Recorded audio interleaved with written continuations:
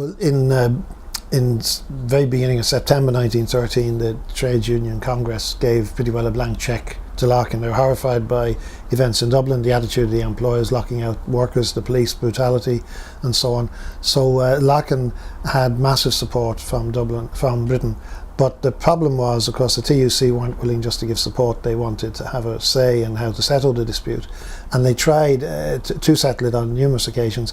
It has to be said that most of the failure was due to William Martin Murphy and his obduracy. He just wouldn't really negotiate. He wanted to get rid of the Transport Union. By December, the cost of the dispute to the TUC was enormous.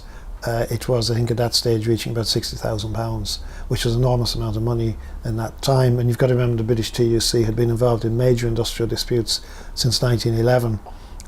So they called a conference. Larkin asked for it to vote for a motion giving sympathetic strike action in support of the Dublin workers, which meant that all goods coming out of Dublin would be blacked in Britain. It was never really a runner, and when it went to a vote, it became extremely acrimonious.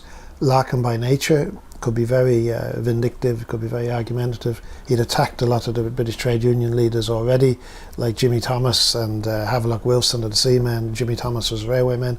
So when it came to a vote, they voted 10-1 basically to reject the motion. And that really marked the beginning of the end of a lockout, because people were going to be starved back to work at that stage.